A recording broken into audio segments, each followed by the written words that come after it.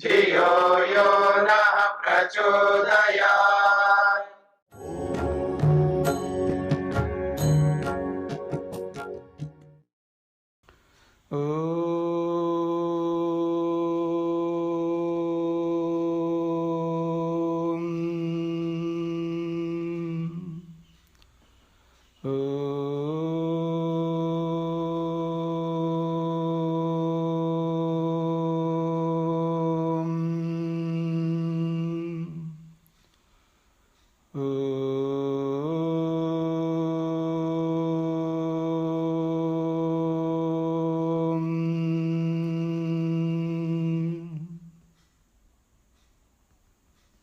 हाँ जी, तैत्तिरीय उपनिषद में ब्रह्मानंद वल्ली में 5 कोशों को लेकर के चर्चा हो रही है। अन्नमय कोश, प्राणमय कोश, मनोमय कोश, विज्ञानमय कोश और 5वां है आनंदमय कोश। तो आनंदमय कोश को लेकर के जो पीछे चर्चा हुई थी उसमें अंत में कहा था, इस संदर्भ में भी एक श्लोक है, तो उसी श्लोक को लेकर के चर्चा करेंगे आगे। कहा जा रहा है, असन एव स भवति, असन एव सह भवति, असत ब्रह्म इति वेद चेत, अस्ति ब्रह्म इति चेद वेद, संतम एनम ततः विदुः इति। कह रहे हैं असन एव सह भवति, सह वह व्यक्ति, असन एव भवति। असन का मतलब है असत, सत का अर्थ होता है अस्तित्व और असत का अर्थ होता है अस्तित्व का विरोध, विरुद्ध अर्थ। हम सबका अस्तित्व है, हमारी विद्यमानता है। आज जिस अस्तित्व पर हम खड़े हैं ये परमात्मा का देन है। आज हम अपने आप को समझ पा रहे हैं, मैं हूं, इसकी अनुभूति प्रत्येक मनुष्य करता है। तो कहा जा रहा है जब जिसके कारण से हमारा अस्तित्व है,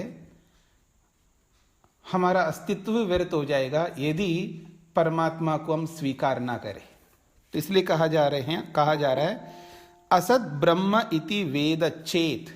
चेत का मतलब है यदि कोई व्यक्ति ब्रह्म परमात्मा को, असत इति वेद परमात्मा नहीं है, परमात्मा का कोई अस्तित्व नहीं है, इति वेद ऐसा कोई जानता है या ऐसा कोई मानता है, जिसके कारण से सबका अस्तित्व हो, जिसके कारण से आत्मा का, स्वयं का, हम सबका अस्तित्व हो और हम ही ये मान ले कि ईश्वर कोई है ही नहीं।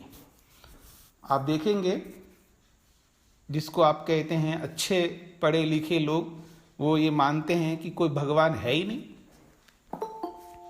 तो कहते हैं यदि कोई व्यक्ति परमात्मा को ही नहीं है ऐसा कहता है, यदि ऐसा कहता है तो उसके लिए कहा जा रहा है स असत एव भवति।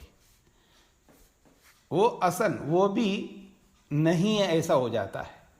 अर्थात शब्दार्थ तो यही है, जो परमात्मा को नहीं है ऐसा कहता है वो स्वयं कहने वाला भी असत हो जाता है। इसका ये अर्थ है उसका भी अस्तित्व व्यर्थ सा हो जाता है, वो कोई प्रयोजन का नहीं रहा। कोई प्रयोजन का नहीं रहा का मतलब उसके दुख दूर नहीं हो सकते। मुख्य बात यह है, जो भी आज वर्तमान में परमात्मा को न मानने वाले, परमात्मा के अस्तित्व को स्वीकार न करने वाले जो भी है, उनका अस्तित्व मिट जाता है, ऐसा थोड़ा है? ऐसा तो है ही नहीं है। सभी लोग जी रहे, और आप कह सकते हो आराम से जी रहे हैं, ऐसा आपको लगेगा, पर वो आराम से नहीं जी रहे होते। उनके जीवन में अजीब से दुख लगे रहते हैं। हर कोई व्यक्ति अपने दुखों को खोल करके सामने नहीं रखता।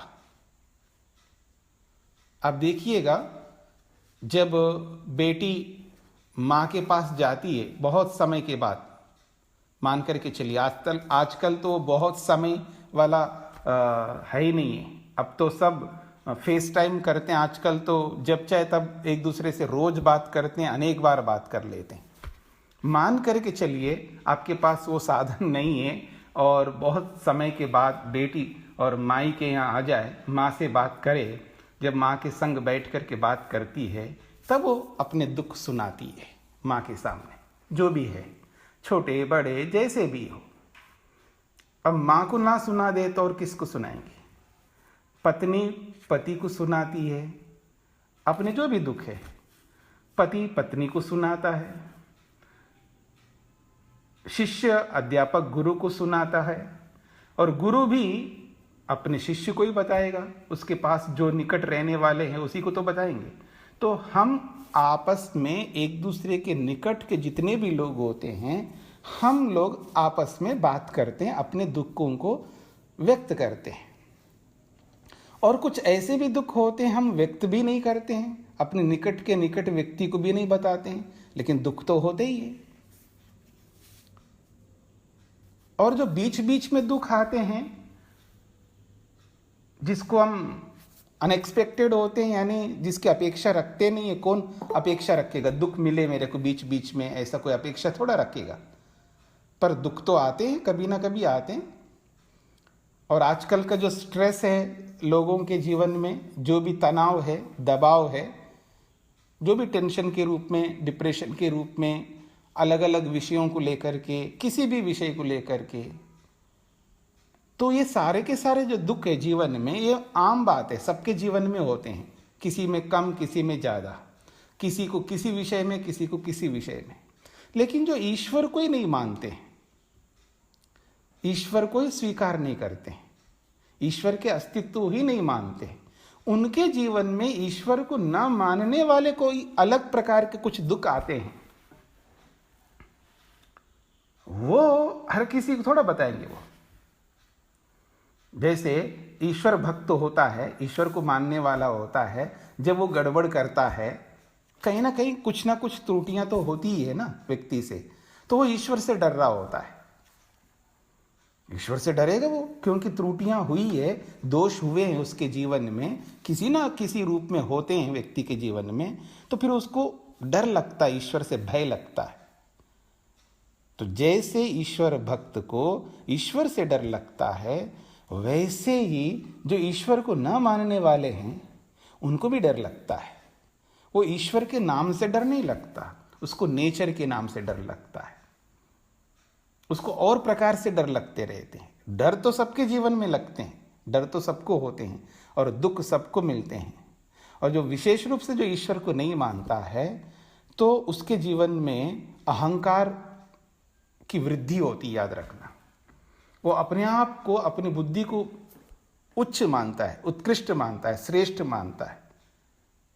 तो जिसके जीवन में ईश्वर नहीं होता, ईश्वर का अस्तित्व नहीं होता है, उसके जीवन में एक अजीब प्रकार का अहंकार रहता है। वो व्यक्त रूप में रहता हो या अव्यक्त रूप में रहता है। कोई प्रकट नहीं कर पाता है, आपको लगता नहीं जी ईश्वर को तो नहीं मानता, लेकिन बहुत सियाना है और बहुत अंबल है और बहुत सादगी से रहता है, इसमें कोई अहंकार दिखता नहीं है, ऐसा आपको, हम सबको दिखाई दे सकता है। लेकिन उसका जो अहंकार है वो व्यक्त नहीं होता है, प्रकट नहीं होता है, पर रहता है उसके अंदर अहंकार, अलग प्रकार का रहता है। वो कहाँ व्यक्त करेगा वो सिचुएशन के ऊपर डिपेंड करेगा, पर अहंकार होता है। उस अहंकार के कारण से तो वो ईश्वर को नकारता है व्यक्ति। एक अलग प्रकार अहंकार 1 2 3 4 10 प्रकार का नहीं होता है ना अहंकार, पता नहीं कितने प्रकार है अहंकार की।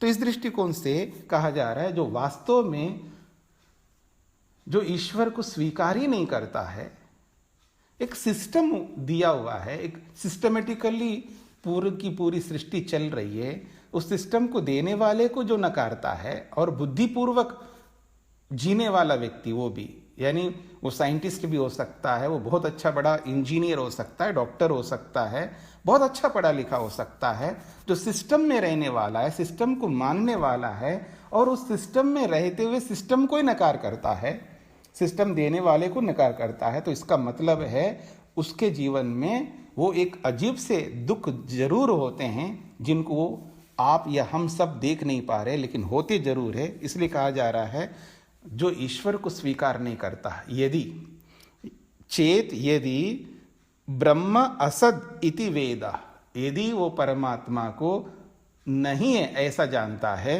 असन एव सह भवति, वो स्वयं ही नहीं है ऐसा हो जाता है, अर्थात उसका भी अस्तित्व डगमगाता है, वो भी नरक में चला जाता है, अर्थात वो भी दुखों से ग्रस्त होता है, बल्कि और अधिक दुखों से ग्रस्त होता है। ये जरूरी नहीं है कि बाह्य दुख ही उसको मिले, आंतरिक दुख बहुत मिलते हैं। जो आंतरिक दुख होते हैं वो बहुत हानिकारक होते हैं।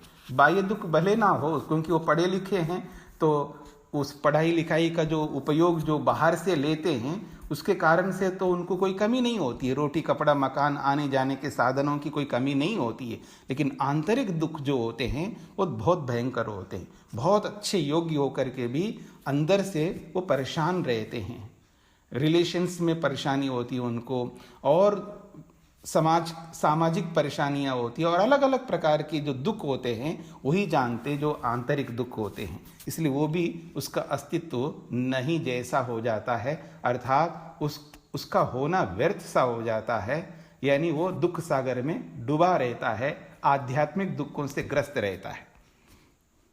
अस्ति ब्रह्म इति चेत वेदा, अब अगली बात कही जा रही है, चेत यदि कोई व्यक्ति ब्रह्म अस्ति इति वेद, परमात्मा को है ऐसा मानता है। मानता है का मतलब केवल मानता नहीं है, उसको स्वीकार करता है, उसके लिए मेहनत भी करता है, पुरुषार्थ भी करता है। उस व्यक्ति को ध्यान में रख करके चलिए। केवल शब्दों से ब्रह्म है ऐसा मानने वाले तो दुनिया भर के लोग हैं, पर परमात्मा है ऐसा मान करके उस परमात्मा के लिए प्रयास करता है, अपनी अपनी शक्ति के अनुसार, अपने अपने सामर्थ्य के अनुसार, अपने अपने ज्ञान विज्ञान के अनुसार उस परमात्मा को समझने का प्रयत्न करता है, जानने का प्रयत्न करता है, कुछ परमात्मा के लिए समय निकालता है। तो कहते हैं चेत यदि ब्रह्म अस्ति इति वेद, यदि कोई व्यक्ति परमात्मा को है ऐसा मान करके चलता है तो संतम एनम ततः विदु इति। तो कहा जा रहा है ततः ऐसा मानने से, मतलब परमात्मा है ऐसा मानने से, तथा का मतलब है उससे, उससे का मतलब है परमात्मा है ऐसा उसको मानने से, एनम उस मानने वाले को, जो कि संतम जो विद्यमान है, जो विद्यमान है, जिसकी सत्ता है, जो विद्यमान है, ऐसे इस मानने वाले को विदु, विदु का मतलब है हाँ ये अच्छी बात है, इसको जानते हैं सब लोग, यानी वो मानता है। संतम विदु, वो ईश्वर भी मानता है उसको, हाँ ये वास्तव में ये ठीक रास्ते पे चल रहा है, और दुनिया के लोग भी उसको मानते हैं, हाँ ठीक बात है, ये किए हुए उपकारों को ये स्वीकार कर रहा है। क्योंकि जो उपकार करता है उस उपकार को स्वीकार करना अपने आप में बहुत बड़ी बात होती है। अक्सर आदमी किए हुए उपकार को स्वीकार नहीं कर पाते। कोई भी हम पर उपकार करने वाले होते हैं, उनके उपकारों को स्वीकार नहीं करते, हम लोग नकारते हैं, आपने क्या किया मेरे लिए, बल्कि ऊपर से और कुछ सुना भी देते हैं। कितना ही उपकार करो सामने वाले के प्रति, और कभी ना कभी वो ये बोल पड़ता है कि आपने क्या किया मेरे लिए, किया है तो किया होगा, ये तो आपका फर्ज था, आपको तो करना ही था, आपका कर्तव्य था, ऐसा बोलता है जैसे कि उपकार करके उसने एहसान किया हो। तो जैसे कोई भक्त ये मान ले, या कोई बेटा ये मान ले, माँ अगर तूने मेरे लिए कुछ किया है तो किया है, करके कौन सी बड़ी बात की आपने, ये तो आपका कर्तव्य था, ऐसा जैसे बोलने वाले होते हैं। तो ऐसा ही अगर कोई ईश्वर के बारे में सोचे तो फिर तो बहुत अत्यंत कृतज्ञता बन जाएगी। लेकिन जो ईश्वर को मान रहा है तो कहा जा रहा है ततः ईश्वर को मानने से एनम संतम विदु, हाँ ये विद्यमान है, इसका अस्तित्व है, ये ठीक रास्ते पे चल रहा है, दुनिया के लोग भी समझते हैं हाँ ठीक है, ये किए हुए उपकारों को ये मान रहा है।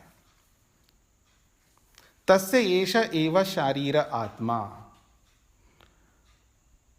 तस्य का मतलब है यहां पर ये जो आनंदमय कोश चल रहा है, ये जो आनंदमय कोश चल रहा है, तस्य उस आनंदमय कोश का यह शारीर आत्मा, शरीर में रहने वाले जीवात्मा है, ये उस आनंदमय कोश में विद्यमान रहता है, यही तो भोगने वाला है उस आनंद को। यह पूर्वस्य, जैसे विज्ञानमय शरीर का वो अंतरात्मा जीवात्मा है, वैसे ही तस्या इस आनंदमय शरीर का एषः आत्मा, ये जो जीवात्मा है, कैसा जीवात्मा है? शारीर, शरीर में रहने वाला जीवात्मा। ये आत्मा का विशेषण है, बार बार आपने पांचों कोशों में देखेंगे शारीर आत्मा ऐसा बार बार आया। आत्मा है, केवल खाली आत्मा नहीं बोला जा रहा, आत्मा तो कोई भी आत्मा हो सकता है, पर शारीर आत्मा, शरीर में रहने वाला आत्मा, क्योंकि हम तो शरीर में रहने वाले हैं ना, स्थूल शरीर में रहने वाले, तो शरीर में रहने वाला ये जो जीवात्मा है, तस्य एषः, ये आनंदमय कोश जो है उसी का है, इसी आत्मा का है। यह पूर्वस्य, जैसे पूर्व वाले विज्ञान में शरीर में रहने वाला आत्मा था, वैसा ही वही आत्मा इस आनंदमय शरीर में रहने वाला है। फिर कहा जा रहा है अथातः अनुप्रश्नाः, अतः अनुप्रश्नाः। अथ का मतलब अब इसके पश्चात, ये पांच कोशों को बताने के पश्चात, इसके बाद में अब अनुप्रश्ना, कुछ छोटे मोटे प्रश्न प्रसंग के साथ में, उसके साथ जुड़े हुए आनुषंगिक कुछ प्रश्न बताए जा रहे हैं। सामान्य साधारण प्रश्न कह सकते हो, जैसे बड़ी बात कह दी है कि पांच कोशों की चर्चा की है, तो जब पांच कोशों का निर्माण हुआ है कि कैसे ये शरीर बनता है, अन्नमय शरीर कैसे बनता है, ये प्रक्रिया बताए थे ना पीछे, कि परमात्मा से आकाश बना, आकाश के बाद में वायु बनी, वायु के बाद में अग्नि बनी, अग्नि के बाद में जल बना, जल के बाद पृथ्वी बनी, पृथ्वी के बाद औषधि, औषधि के बाद अन्न, अन्न से वीर्य, वीर्य से प्रजा, जो पीछे बताया था। तो एक प्रसंग बता दिया था, उस प्रसंग में पांचों कोशों की चर्चा की है। तो इतनी सारी बड़ी बातें बताने के बाद में एक छोटे मोटे प्रश्न भी आनुषंगिक प्रश्न कहते हैं। बड़े कर्म के पीछे छोटे मोटे कार्य भी हम लोग कर लेते हैं, बड़ा काम करते हुए छोटे छोटे काम भी कर लेते हैं। तो ऐसे ही अतः अनुप्रश्न, अनुप्रश्न का मतलब बड़े प्रश्नों के पीछे चलने वाले छोटे मोटे प्रश्न। क्या है वो प्रश्न? उत अविद्वान अमुम लोकम प्रेत्य कश्चन गच्छति, ये प्रश्नार्थक है, ये प्लुत में यहां पर दिया है। गच्छति मतलब जैसे क्या ऐसा हो सकता है, जैसे हम जोर दे करके बोलते हैं ना, तो कहा जा रहा है कश्चना, कोई भी। उत का मतलब है अच्छा एक प्रश्न है, उत का मतलब है अच्छा एक प्रश्न है हमारा। क्या? अविद्वान कश्चना, कोई अविद्वान है, यानी पढ़ा लिखा नहीं है, जिसके पास विद्या नहीं है, जिसके पास ज्ञान विज्ञान नहीं है, साधारण व्यक्ति है। तो कहा जा रहा है उत क्या कश्चन अविद्वान, जो अविद्वान है,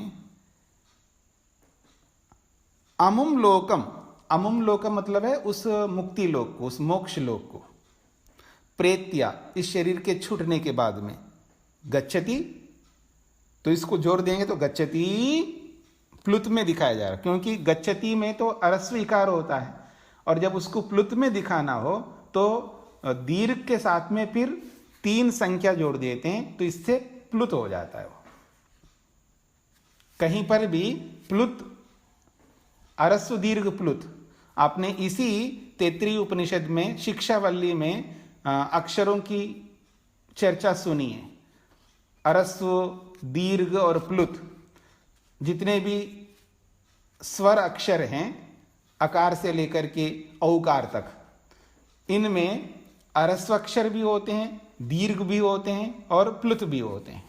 तो प्लुत अक्षर को बताने के लिए एक प्रक्रिया है कि जिसको आप प्लुत बना रहे हो तो उस प्लुत में दीर्घ अक्षर लिखते हैं, फिर उसके बाद 3 संख्या लिख देते हैं, तो फिर वो प्लुत माना जाता है।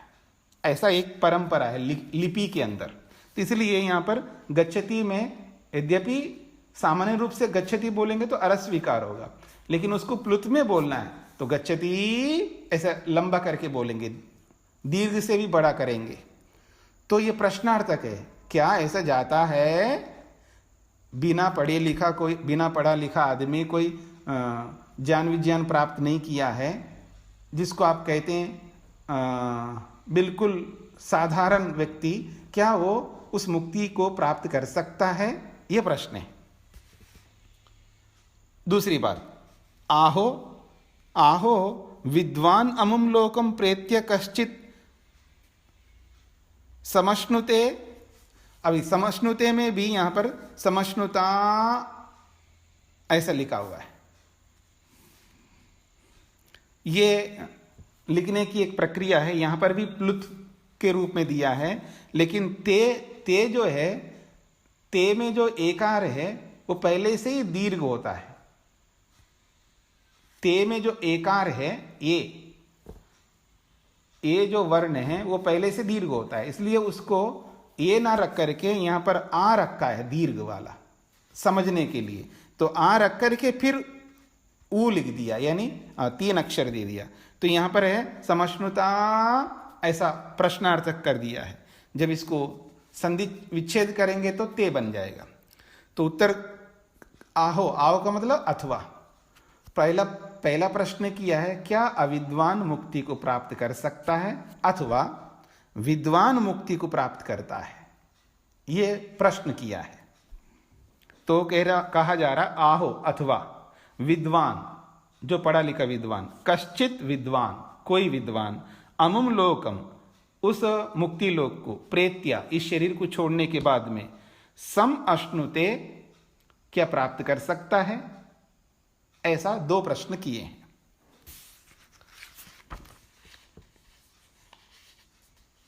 अब आप इसका समाधान आपको स्वयं को पता लग जाएगा।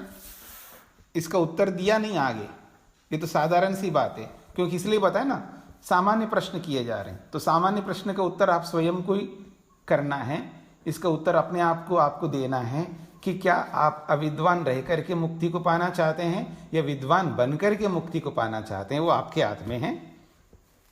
हर कोई बात शास्त्रकार ही बताएंगे तो आप किसके लिए होंगे? आपको भी तो उत्तर देना आना चाहिए ना अपने आप को। तो आप दूसरों को उत्तर दो या अपने आप को उत्तर दो, आपके ऊपर निर्भर करेगा। आपकी कोई तमन्ना ऐसी हो कि जी कुछ करे नहीं लेकिन सब कुछ मिल जाए। मैं अक्सर एक बात बोला करता हूँ प्रवचनों में, काश आदमी का जो सोच है ना ऐसा होता है कि कुछ करना ना पड़े लेकिन सब कुछ मिल जाए। होता ना ऐसा, कुछ करना ना पड़े लेकिन सब कुछ मिल जाए। कुछ लोग तो योजना बनाते हैं कि बस एक दिन ऐसा आएगा कि हम बैठे बैठे सब कुछ मिल जाए हमको। और हर आदमी की एक तमन्ना होती है, कोई व्यक्त करता है कोई व्यक्त नहीं करता, लेकिन आंतरिक एक इच्छा रहती है व्यक्ति की कि कुछ मिल जाए हमको, मतलब मेहनत ना करना पड़े लेकिन मिल जाए। तो ऐसे ही हम सब की, यानी हम में से किसी की ये हो कि ये बहुत झंझट लग रहा है कि ये सब शास्त्र पढ़ो, ये सुनो और पढ़ो, फिर उसकी तैयारी करो, वो करो, ये करो, ये तो बहुत झंझट वाला काम है। क्या ऐसा कोई तरकीब नहीं है क्या कि ये सब पढ़ना ना पड़े और मुक्ति मिल जाए हमको? ये व्यक्ति के अंदर कोई तमन्ना हो, इच्छा हो, उसका समाधान उसी को देना है। मतलब महर्षि स्वामी दयानंद सरस्वती हो या जैमिनी ऋषि हो या वेद व्यास ऋषि हो। हाँ, मैं नीचे से ऊपर की ओर बढ़ रहा हूँ क्योंकि ब्रह्मा से लेके महर्षि स्वामी दयानंद पर्यंत जो बोला जाता है ना ऋषि लोग, तो नीचे से ऊपर जाओ या ऊपर से नीचे जाओ, इतने सारे ऋषि लोग इतने ताम जाम करके, मेहनत करके, शास्त्रों को पढ़ करके, बड़ा तप करके, पता नहीं क्या क्या उन्होंने किया है। उनके जीवन को देखने से, उनके शास्त्रों को पढ़ने से पता लगता है कि उन्होंने क्या किया। वो सब लोग इतना सब कुछ करके मुक्ति को प्राप्त किए हैं। अगर उनको भी ये तरकीब या ये ऐसी व्यवस्था उनके सामने होती या उनको ये तरकीब आती तो वो भी सोचते कि खैर इतना मेहनत हम क्यों करें, बिना मेहनत के भी हम लोग चल सकते थे। तो कोई ऐसे कोई ऋषि हमको दिखाई दे कि उसने कोई मेहनत नहीं की और मुक्ति को प्राप्त कर लिया। जब उन सारे ऋषियों ने मेहनत किया है और आप आज जिसको भी महापुरुष के रूप में देखते हैं, कोई भी हो, जो नानक को देख लो, गुरु नानक देव को देख लो, अभी उनकी जयंती भी आने वाली है। गुरु नानक देव को देख लो, आप कबीर को देख लो, चाहे आप किसी को भी देख लो, कोई भी संत को देख लीजिएगा। आज जो भी वर्तमान में दुनिया के लोग बहुत सारे संतों को पूजते हैं, उन सभी संतों को देख ले, उन्होंने मेहनत नहीं किया है क्या? पुरुषार्थ नहीं किया क्या? आपको क्या लगता कबीर ने मेहनत नहीं किया है? वो पढ़ा लिखा नहीं था, मतलब आप क्या समझते पढ़ा लिखने का मतलब स्कूल जाकर के पढ़ा लिखा बनता है? उसने वो स्कूल नहीं गया होगा, लेकिन इतना सब कुछ उसने मेहनत किया, बहुत सारे दोहे लिखे हैं और बहुत सारी बातें की है उसने, बहुत मेहनत किया है, वो जानकारी नहीं प्राप्त किया उसने। और किसी को भी आप संत मानते हो, क्या उसने मेहनत नहीं किया? बिना मेहनत के ही वहां तक पहुंच गया।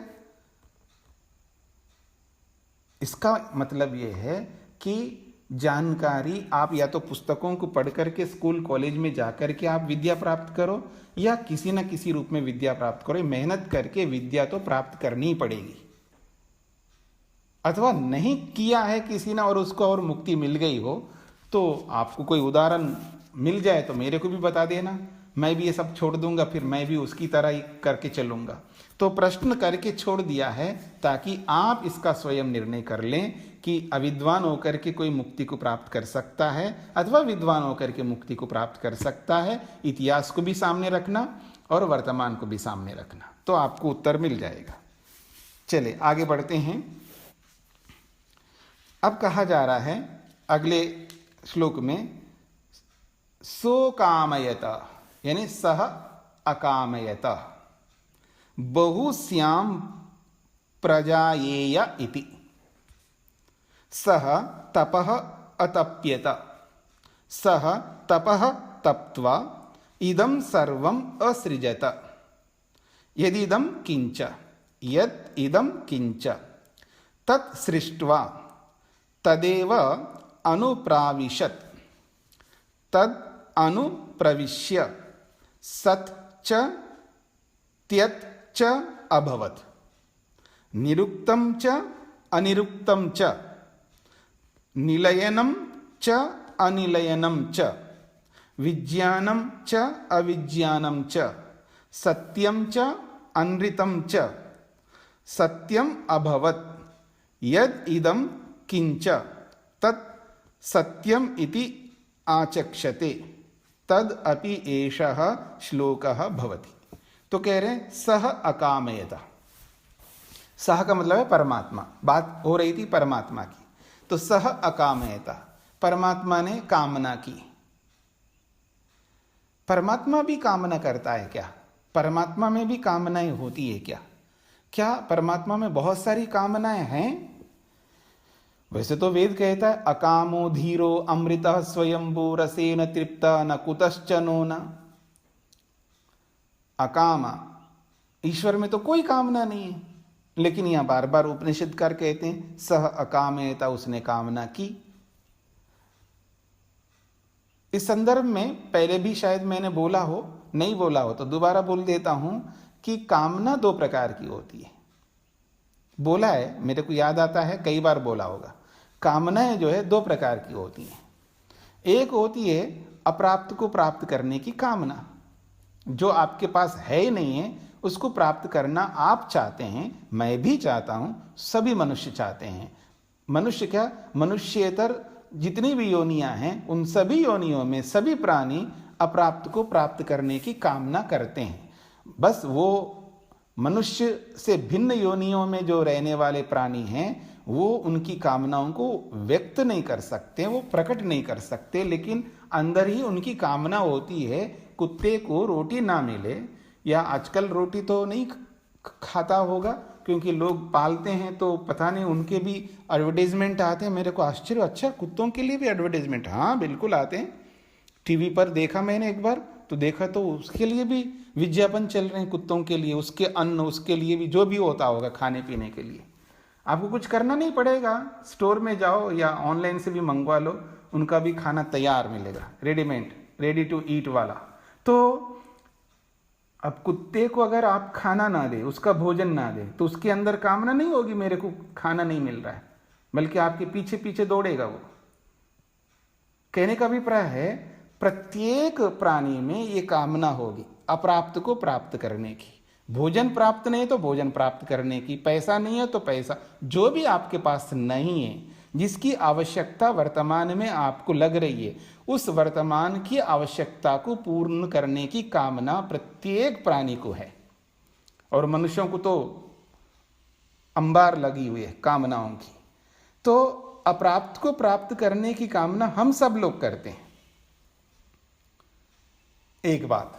दूसरी बात है कि अगर कोई योगी है या कोई भी परोपकारी है, उसके पास में कुछ है, प्राप्त है, यानी उसके पास पैसा है, किसी के पास ज्ञान है, किसी के पास कपड़े हैं, किसी के पास भोजन है, जो भी परोपकार करने वाले लोग होते हैं उनकी चर्चा कर रहा हूं, उनके पास वो है, फिर भी वो कामना करते हैं ताकि दूसरों को मिले।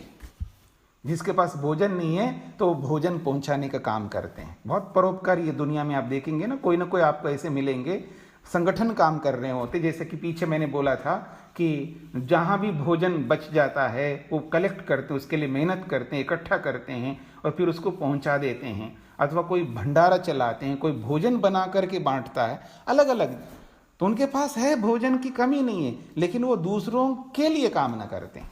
जिसके पास पैसा, उसको पैसा बांटना है तो दूसरों के लिए कामना करता है। किसी के पास जमीनें हैं बहुत, वो दूसरों को जमीन देने की कामना करते हैं। ऐसे भी लोग हैं दुनिया में जो जमीन बांट रहे होते हैं। आजकल जमीन की बहुत बड़ी मारामारी चलती है, जमीन की कमी लगती है लोगों को, लेकिन जमीन बांटने वाले भी है धरती पे। मकान बांटने वाले मकान भी बांटते हैं। कोई शादी करता है तो सिंपल सी शादी करता है और उसके जैसा उसका सामर्थ्य, कोई 10 मकान बांटता है, कोई 50 मकान बांटता है मकान बना करके। शादी तो सिंपल से कर लिया और मकान बांट दिया लोगों को, जिसके पास मकान नहीं है। तो कामना 2 प्रकार की हम लोग कर रहे हैं। अप्राप्त को प्राप्त करने की कामना हम सब करते हैं, और हम सब में जो कोई भी परोपकारी लोग होते हैं वो अपने लिए कोई कामना नहीं कर रहे हैं, दूसरों को मिले ये कामना कर रहे हैं। तो जैसे परोपकारी लोग दूसरों की कामना करते हैं, ठीक इसी प्रकार से ईश्वर भी कामना करता है। मैं ये बताना था आपको कि ईश्वर को अप्राप्त तो कुछ है ही नहीं है। क्यों नहीं है? जो मोटी भाषा में बोलूं, जो बंदा सब जगह रहता हो, सब जगह पहुंचा हुआ हो, उसके लिए क्या अप्राप्त होगा? परमात्मा सभी स्थानों में रहता है, ऐसा कोई स्थान है ही नहीं है, ऐसी कोई वस्तु नहीं है, ऐसी कोई चीज नहीं है जहां तक ईश्वर नहीं पहुंचा हो। तो सब जगह ईश्वर है, तो ईश्वर को सब कुछ प्राप्त है, उसके लिए अप्राप्त तो कुछ है ही नहीं। लेकिन फिर भी वो कामना करता है कि आप सबको, मेरे को, हम सबको जो जो अप्राप्त है हमें प्राप्त कराने की कामना ईश्वर में है। तो हम सबको सुख देने की कामना है, हमारे सारे दुखों को दूर करने की कामना ईश्वर में है। तो अप्राप्त को प्राप्त करने की कोई कामना नहीं है। इसलिए अकामो धीरो अमृता स्वयंभू, इस मंत्र में ये बोला जा रहा है कि ईश्वर को अप्राप्त को प्राप्त करने की कोई कामना नहीं है, ऐसा अर्थ है वहां पर अकामा का अर्थ। और यहां कामना का अर्थ है, यहां काम का अर्थ है कि हम सबको प्राप्त कराने की कामना ईश्वर में है। इसलिए सह अकामेता, ईश्वर कामना करता है हम सबके लिए। जैसे माँ, पिता, पत्नी, पति, भाई, बहन, जो भी अपने निकट के लोगों के लिए कामनाएं करते हैं, तो ठीक ईश्वर तो वो तो उसके लिए सब निकट के हैं, एक ही बिरादरी के हैं ईश्वर के लिए। तो हम सब एक ही बिरादरी के हैं, हम सब ईश्वर के पुत्र पुत्रियां हैं। ठीक है? तो इसलिए सह अकामेता, ईश्वर कामना करता है हम सब के लिए। क्या कामना करता है? बहुश्याम प्रजा ये इति, मैं बहुत प्रजाओं वाला बन जाऊं। मतलब मेरी बहुत सारी प्रजा हो जाए, ऐसी कामना करता है। यहाँ प्रजा का अर्थ मनुष्य नहीं है, प्रजा का अर्थ प्राणी नहीं है, प्राणी भी है, जड़ पदार्थ भी है। बहुश्याम यानी बहुश्याम, मैं बहुत हो जाऊं। क्या बहुत हो जाऊं? प्रजा ये, मैं प्रजा वाला हो जाऊं। प्रजा का मतलब है वृक्ष, वनस्पतियां, पेड़, नदियां, जो कुछ भी संसार में सृष्टि में है वो सब ईश्वर की प्रजा है। अब जो उत्पन्न होती है, याद रखना, प्रजा शब्द का अर्थ है उत्पन्न पदार्थ। उत्पन्न पदार्थ को प्रजा कहते हैं। यद यद उत्पद्यते तत्तत् प्रजा इति उच्यते। जो जो भी उत्पन्न होती है वस्तु, उसी को प्रजा कहते हैं। तो कहा जा रहा है बहुश्याम प्रजा ये इति, मैं बहुत प्रजा वाला बन जाऊं, ऐसी कामना वो करता है। और बहुत प्रजा वाला बनने के लिए केवल कामना करने से काम नहीं चलेगा, इसलिए कहा स तपः अतप्यत। बहुत अच्छी बात कही है। सह वो परमात्मा, तपः अतप्यत, उसने तप किया है, बहुत भारी तप किया है। अब भगवान को तप करने की क्या आवश्यकता है, ये समझाने की शैली है। अब ऐसा तो नहीं, इधर देखिए मेरी ओर, कि भगवान ने सोचा कि संसार बनो, ओम चू मंत्र ऐसा कर देंगे तो संसार बन जाए छुटकियों में। ऐसे तो हो नहीं सकता। क्यों जी? मतलब जैसे लोग बोलते हैं ना, बस भगवान तो सर्वशक्तिमान है जी, भगवान को क्या है, उसके पास इतनी शक्ति, अपार शक्ति, सर्वशक्तिमान है, हो जाओ तो हो गया। ऐसे नहीं होगा। कोई खेल है क्या? मतलब जैसे कोई आदमी बहुत बड़ा बिल्डिंग बनाए, हाँ, कितना टाइम लगता है उसके लिए। अब सुना है ना बुर्ज खलीफा, अब उसको बनाने के लिए कितने साल लगे होंगे? कई साल लगे ना, सुना है 5-6 साल लगे होंगे। तो कितने लोग लगे होंगे तब जाकर के वो बना। एकदम चूमंतर तो है ही नहीं है। आप चाहे कितने ही लोगों को लगाओ, काम करने वालों को, लेकिन टाइम तो लेगा ना। वस्तु का अपना भी टाइम होता है, अपना भी काल होता है। आप कितने ही लोग लगा दो उसमें, लेकिन उसको बनने का एक जो समय होता है वो समय तो लगेगा। ठीक इसी प्रकार से इतने बड़े ब्रह्मांड को बनाने के लिए समय तो चाहिए, और इतने बड़े ब्रह्मांड को बनाने के लिए शक्ति भी तो लगेगी ना परमात्मा की। जब छोटी सी चीज को उठाने में हमको कितनी शक्ति लगानी पड़ती है, और इतनी बड़ी वस्तु को उठाने के लिए कितनी शक्ति चाहिए। तो इसलिए ईश्वर ने क्या किया? स तप अतप्यता, उसने भी तप किया है। तप का मतलब है अपना ज्ञान लगाया है। तप शब्द का अर्थ आपने पीछे पढ़ा था ना, यस्य ज्ञानमयम तपः, जिसका ज्ञान ही तप है। परमात्मा का जो ज्ञान है, विवेक है, उसी को तप शब्द से बोला है, पीछे आपने पढ़ा था। तो यस्य ज्ञानमयम तपः, यानी उसने अपना पूरा ज्ञान लगाया है। तो कहा स तप अतप्यता, वो तप से तपा, अर्थात वो अपने ज्ञान को अपने समक्ष लाया कि कैसा बनाऊं सृष्टि को। स तपः तप्त्वा, वो अपने तप से तप करके इदम सर्वम असृजता, इस संपूर्ण ब्रह्मांड को उत्पन्न किया। यदिदम किंचा, जो कुछ भी हमें दिखाई दे रहा है, जो कुछ भी हमें दिखाई दे रहा है, इस पूरे ब्रह्मांड को उसने उत्पन्न किया। फिर किया कर तत्सृष्टवा, इस संपूर्ण ब्रह्मांड को सृष्टवा, उत्पन्न करके, तद एव अनुप्राविशत, उसी सृष्टि में प्रवेश किया। मतलब उसको बनाया और उसमें प्रविष्ट हो गए। ये तो कहने की एक शैली, वो तो पहले से सब जगह विद्यमान है।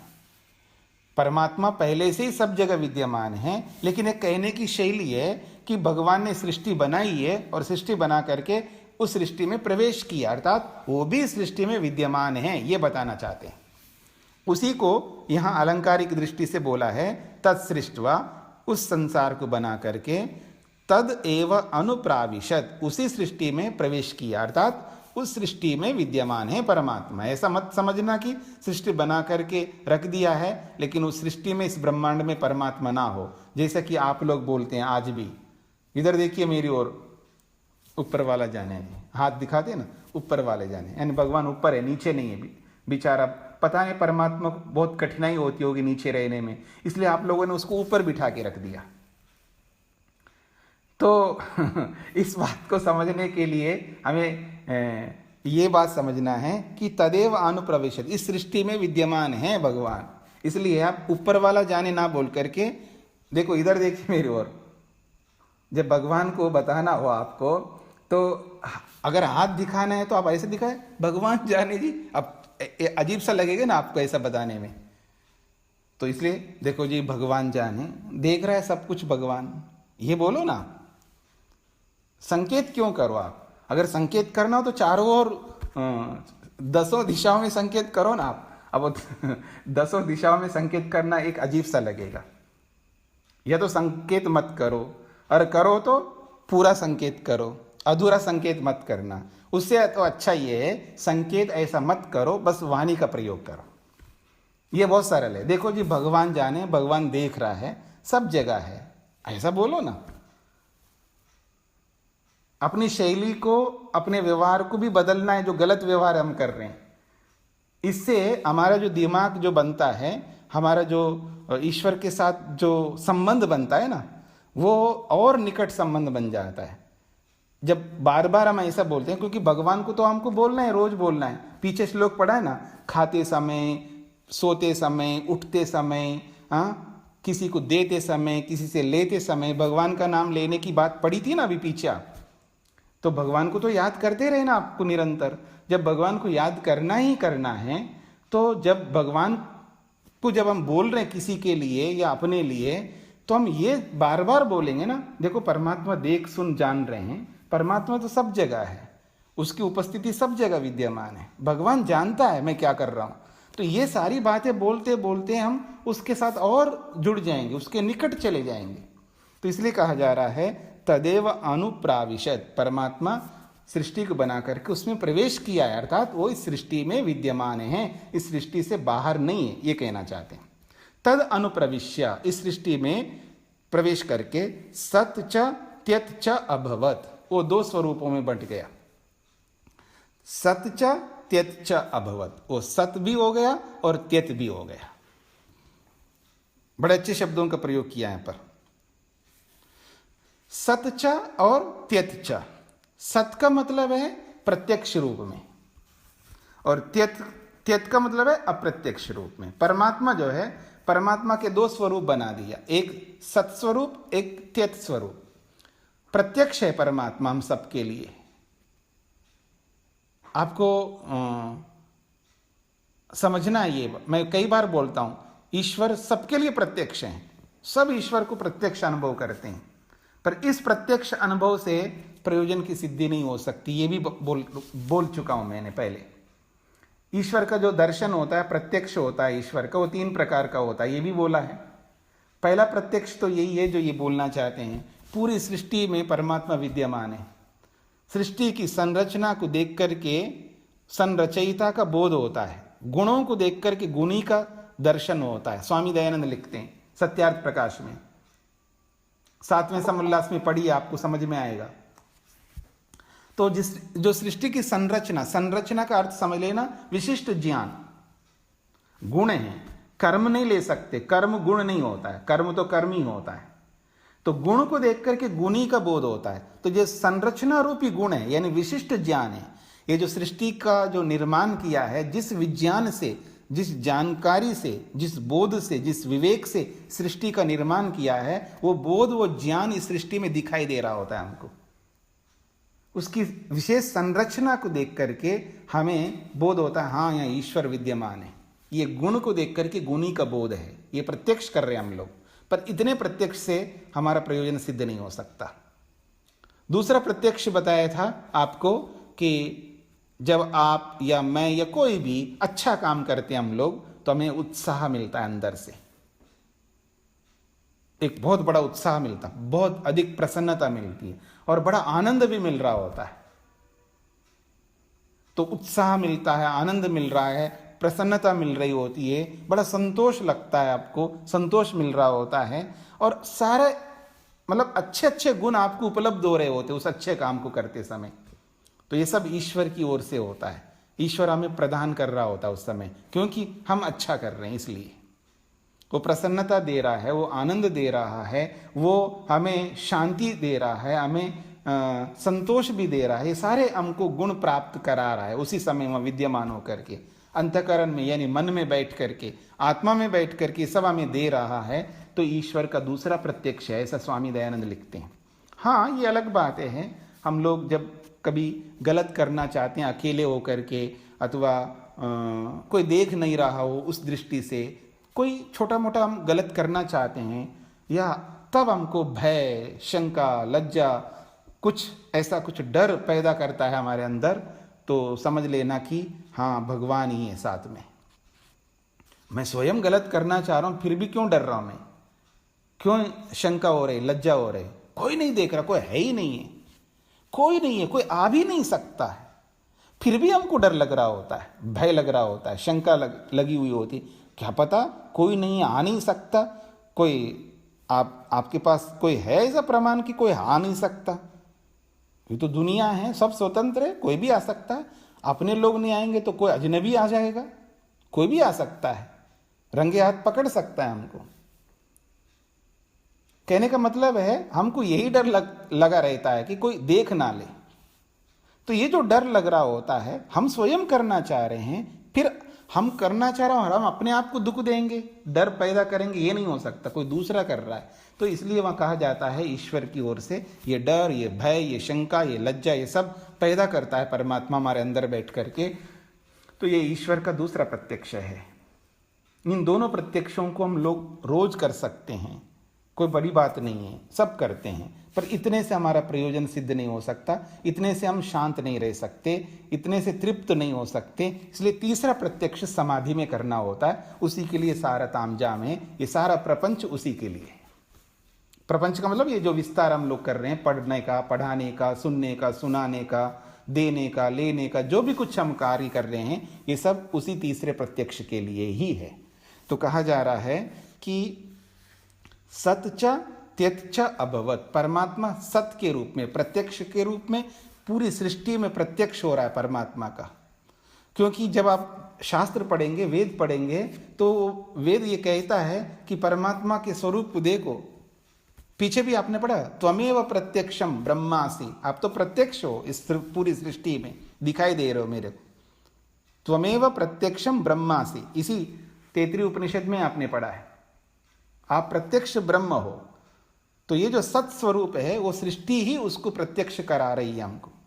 और त्यत जो है अप्रत्यक्ष है, अप्रकट है। ईश्वर का सारे रूप प्रत्यक्ष नहीं होते हैं, तो कुछ अप्रकट रूप में, वो त्यत के रूप में है।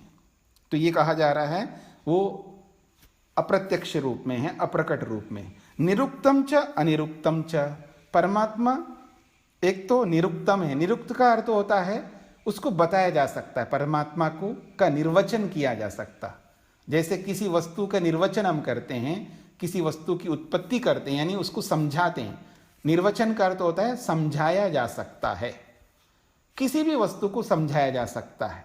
अगर कोई वस्तु है उसको समझाया जाता है, अगर समझाया नहीं जा सकता तो वो वस्तु है ही नहीं है। वैशेषिक के बहुत बड़े 3 सिद्धांत हैं, बेसिक सिद्धांत है, उसको कहते हैं अस्तित्व, अविधेयत्व और ज्ञेयत्व। 3 चीजें होती हैं वैशेषिक के अंदर। वैशेषिक का ये आधार स्तंभ है ये तीनों। अस्तित्व, अगर कोई है तो उसका कोई ना कोई अस्तित्व, उसका एग्जिस्टेंस बताना पड़ेगा आपको। आप कह रहे हो कि हाँ ये है, तो उसका अस्तित्व बताना पड़ेगा। अगर आप अस्तित्व नहीं बता पा रहे हैं, अस्तित्व दिखा नहीं पा रहे हैं, तो फिर वो वस्तु है कैसे मानेंगे? किसी के है के पीछे उसका अस्तित्व, उसका एग्जिस्टेंस होना चाहिए, एक बात। दूसरी बात अविधेयत्व, उसका नाम होना चाहिए कोई ना कोई। कोई वस्तु है और उसका नाम ना हो, ये हो नहीं सकता। मैंने पीछे भी बोला होगा आपको, यदि कोई वस्तु है और उसका नाम अवश्य होता है, बेनाम की कोई वस्तु नहीं हो सकती। यह अलग बात है, उस वस्तु के नामों को हम नहीं जान सकते, हमें पता नहीं है। बहुत सारी वस्तुएं होती है ना, उनके नाम हमें नहीं पता होता है। इसका मतलब ये नहीं कि उन वस्तुओं का नाम नहीं होते हैं, उनके होते हैं, हमें नहीं पता है। तो उसका नाम अवश्य होगा, उसका अस्तित्व होना चाहिए, उसका नाम भी होता है। और तीसरी बात, बड़ी बात कही है, ज्ञेयत्व। ज्ञेयत्व का मतलब है उसको जाना जा सके। यदि कोई है, आप बोल रहे हो और उसको जान नहीं सकते, फिर इसका मतलब क्या है? उसका होने के पीछे क्या अर्थ है? वस्तु है लेकिन आप जान नहीं सकते जी, इसका क्या मतलब है जी? वस्तु है तो उसको जानना चाहिए हमें, और मैं नहीं जान सकता, मेरे में योग्यता नहीं है, तो कोई दूसरा जाने, तीसरा जाने, कोई तो दुनिया में जान ले उसको। कोई नहीं जान सकता हो तो उसके होने का मतलब क्या है? अगर कोई वस्तु है, इसका मतलब है उसको हम जान सके, तो इसको कहते हैं जेयत्व। तो कहा जा रहा है निरुक्तम का मतलब है जिसको जाना जाता है, जिसका निर्वचन किया जाता है, जिसको बताया जाता है कि ये वस्तु है तो इस रूप में है। जैसे किसी को बोलते हैं ना, ये देखिए सॉफ्टवेयर है, तो सॉफ्टवेयर को आपको बताना पड़ेगा सॉफ्टवेयर किस नाम का है, किस चिड़िया को सॉफ्टवेयर कहते हैं, किसको आप हार्डवेयर कहते हैं, किसको मोबाइल कहते हैं, किसको मकान कहते हैं। उसको आपको निर्वचन करना होगा, यानी उसको एक्सप्लेन करना पड़ेगा, उसको आपको जनाना पड़ेगा कि देखो इसको ऐसा कहते हैं, इसका नाम ये है, इसलिए इसको ऐसा कहते हैं। ऐसा आपको बताना पड़ेगा, वर्णन करके बताना पड़ेगा। तो कहा जा रहा निरुक्तम, ईश्वर को बताया जाता है, निरुक्त है वो, यानी उसका निर्वचन किया जाता है। और ईश्वर का दूसरा पक्ष है अनिरुक्तम च, उसको नहीं बताया जा सकता, यानी ईश्वर को बताया भी जा सकता है और नहीं भी बताया जा सकता। अब ये क्या मतलब हुआ? इसका ये मतलब है कि हर किसी भी वस्तु को हम बता सकते हैं और नहीं भी बता सकते हैं। नहीं बता सकते का मतलब है गुण जो है वो दो प्रकार के होते हैं। कुछ ऐसे गुण होते हैं जिसको आप जान सकते हैं बताने पर, कुछ ऐसे गुण होते हैं बताने पर भी नहीं जान सकते। आप जान नहीं सकते का मतलब है किसी के बताने पर नहीं जान सकते, स्वयं अनुभव करने पड़ेंगे आपको। मेरे को हेडेक हो रहा है जी, पढ़ा पढ़ा करके परेशान हो रहा हूं मैं, सिर दर्द हो रहा है, बंद कर दूं जी? हाँ जी, सिर दर्द हो रहा है मेरे को। आप मेरे से पूछो ना कहाँ हो रहा है सिर दर्द? नहीं, ये पूरा यहाँ पूरा सिर दर्द हो रहा है, माइग्रेन है मेरे को, पूरा चारों ओर से बहुत भारी हो रहा है मेरा सिर। झूठ बोल रहे हो आप, दिखाओ मेरे को। भाई मैं दिखा नहीं सकता हूँ जी, क्या करूँ? मैं नहीं दिखा सकता, कोई नहीं दिखा सकता। नहीं, जब तक आप दिखाओगे नहीं मैं मानूंगा नहीं। एक काम करते हैं, आपको सिर दर्द कर देता हूं, फिर आपको देख लेना। ठीक है जी, आपको स्वयं को अनुभव करना पड़ेगा। निरुक्तम नहीं है, अनिरुक्तम है। हर चीज आप निर्वचन करके नहीं दिखा सकते। आप ये उदाहरण दे रहा हूं, कभी ये मत समझना कि मैं पढ़ा पढ़ाते आपको मैंने सिर दर्द कर लिया अपने आप को। ये तो उदाहरण के लिए बोला मैंने आपको कि हाँ जी सिर दर्द हो रहा है का मतलब ये है कि ये जो हेडेक हो रहा है, हर चीज को आप दिखा नहीं सकते, उसका निर्वचन करके नहीं बता सकते। हाँ पर है तो कुछ बताया जा सकता है जिसके विषय में, जिसको नहीं बताया जा सकता उसको स्वयं को अनुभव करके देखना पड़ता है। हाँ जी, खीर खाई, ये भी पीछे हुआ था ना, जो खीर बनाते हैं और ऊपर छत के ऊपर चांदनी में पूर्णिमा के दिन ऊपर रखते हैं और उसके बाद में ला करके अगले दिन सुबह खाते हैं। ऐसा आपने किया भी हुआ था ना पीछे? आप में से किसी ने किया? भूल गए आप लोग? शरद पूर्णिमा। हाँ, शरद पूर्णिमा को तो हाँ हमारे गुरुकुल में भी किया है। और मैंने कहा जी वो हो गया था? हाँ हो गया। अरे मेरे को बताया नहीं आपने, मैं भी खा लेता। कहने का अभिप्राय ये है कि अब वो कैसी है जी वो खीर? आप बताओ बहुत अच्छी है, बताओ तो सही बहुत अच्छी क्या है? बहुत मीठी है। वो तो मीठा जो है, मीठी जो है, वो मीठापन जो है वो तो गुण है, वो रस है। रस बता रहे हो, कैसी है वो बताओ ना। अच्छी है मतलब अच्छी क्या है, थोड़ा समझाओ ना मेरे को। क्या अच्छी है, क्या अच्छा लग रहा है आपको? नहीं जी बहुत अच्छा लग रहा है, बहुत मीठी है। और मिठास तो रस हो गया ना। अब कुछ एक्सप्लेन करके दिखाओ वो कैसा है, वो मतलब खीर कैसी लग रही है आपको? अब यही बोलोगे जी अच्छी है जी, मजा आ रहा है जी, ये हो रहा है, इधर उधर की बातें करते रहोगे, लेकिन उसको आप निर्वचन नहीं करोगे, उसका ये नहीं बता पाओगे कि वो कैसी अच्छी है। बस मीठी है, वो है, ये है, रसों को ही बताओगे अधिक से अधिक। हमें रस नहीं सुनना है, षड रस मेरे को भी पता है। आप ये बताइए वो आपको लग कैसी रही है, बस इतना ही बोलोगे कि बस अच्छी है, बस बहुत अच्छी है। बस पूछो मत ऐसी खीर मैंने कभी नहीं खाई है, क्या बनाया आपने, ये तो बोलोगे, लेकिन वो कैसी ये नहीं बोल रहे हो। इसको कहते अनिर्वचनीय, अनिरुक्तम है ये। हर चीज नहीं बता सकते, बस अधिक से अधिक ये कह सकते हो आप, देखो जी आप खा लो, खुद पता लग जाएगा आपको कैसी है, ठीक है ना। तो वो वाली बात है। तो निरुक्तम अनिरुक्तम च, एक है ईश्वर को आप बता सकते हैं, उसका निर्वचन कर सकते हैं। तो ईश्वर के कुछ ऐसे गुण हैं जिनको आप दिखा सकते हैं, बता सकते हैं, और ईश्वर के कुछ ऐसे भी गुण हैं जिसको आप निर्वचन नहीं कर सकते, स्वयं अनुभव करने होंगे। इसलिए कहा निरुक्तम च अनिरुक्तम च। फिर कहा निलयनम च अनिलयनम च, दो बातें कही। निलयनम, निलयनम का मतलब है वो जो ईश्वर है वो आधार है, सबका आधार है। ये इन्होंने निलयनम का अर्थ सर्वाधार लिखा है, सबका आधार है। मतलब ईश्वर सबका आधार है, सबका बेस है, सबको उठाया हुआ है, सब उसी के आश्रित है। पर वो अनिलयनम भी है, वो किसी का आधार नहीं है, उसको किसी ने नहीं पकड़ के रखा, उसको कोई ढो नहीं रहा है। इसको कहते हैं अनिलयनम। महर्षि याज्ञवल्क्य से प्रश्न किया, अभी आगे आप बृहदारण्योपनिषद पढ़ेंगे ना, उसमें बहुत बड़ी लंबी चर्चा, रोचक कथाएं भी आप सुनेंगे, संवाद सुनेंगे याज्ञवल्क्य, गार्गी और याज्ञवल्क्य का, और ऐसे अलग अलग विद्वानों का जो संवाद हुआ है वहां पर वो सुनेंगे। तो वहां एक प्रश्न किया है कि हे याज्ञवल्क्य आप ये बताइए कि इसका कौन आधार है। तो याज्ञवल्क्य ऋषि ने बताया ये आधार है, ये आधार है, ये आधार है। तो सबसे अंत में जाकर कि इन सब का आधार कौन है, तो पूछा ये परमात्मा है, ब्रह्मा इसका आधार है। तो फिर प्रश्न किया है ब्रह्म का आधार बताओ, तब वो रोकते हैं याज्ञवल्क्य, वो रोकते हैं नहीं, अति प्रश्नम करोति।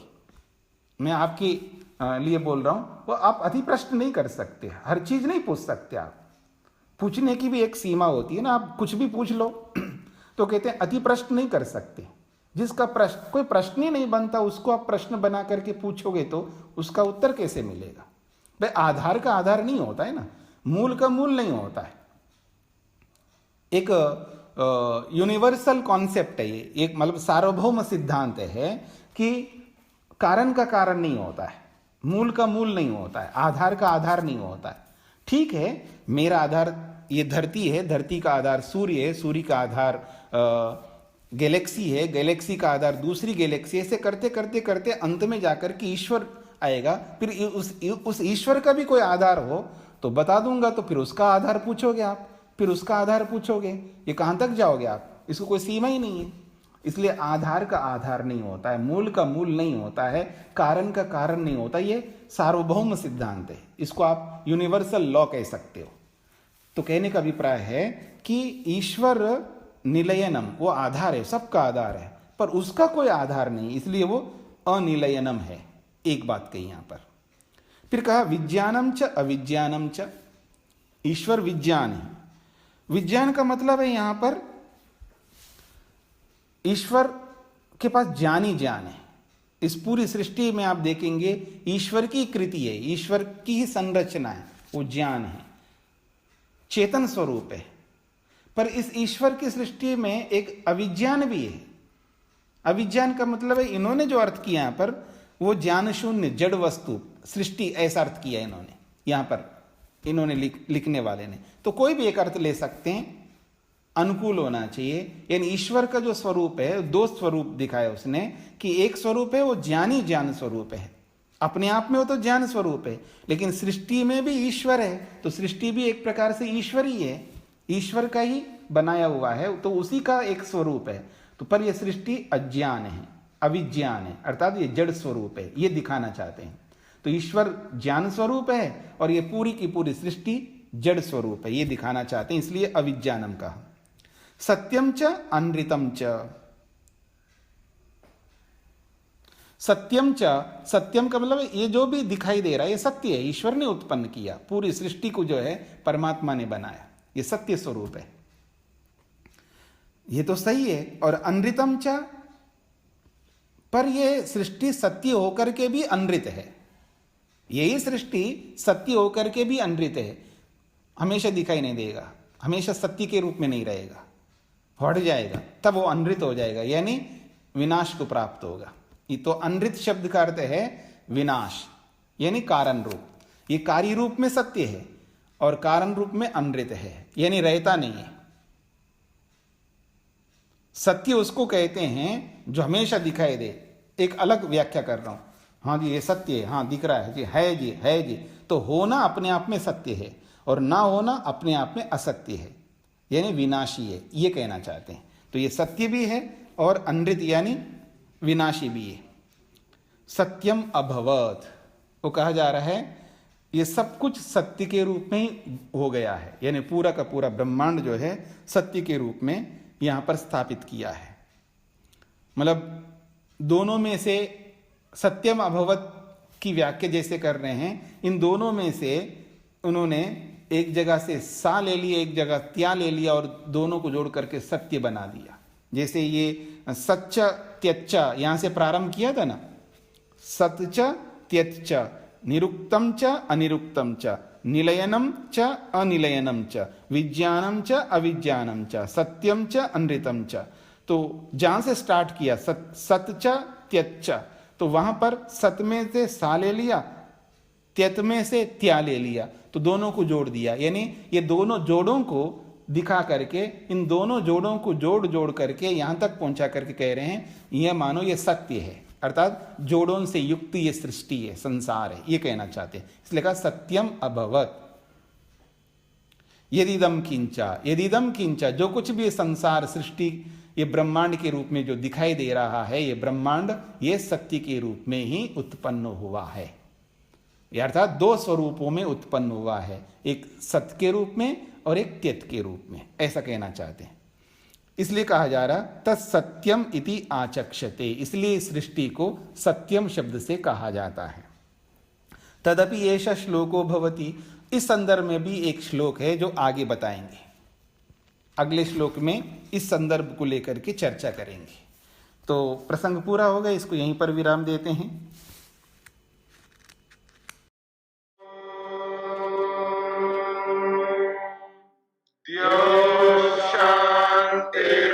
शांतिरंतरिक्षं शांति पृथिवी शांतिरापः शांतिरोषधयः शांतिः वनस्पतयः शांतिर्विश्वे देवाः शांतिर्ब्रह्म शांति सर्वं शांति शांतिरेव शांति क्षमा शांतिरेधि। ओम शांति शांति शांति।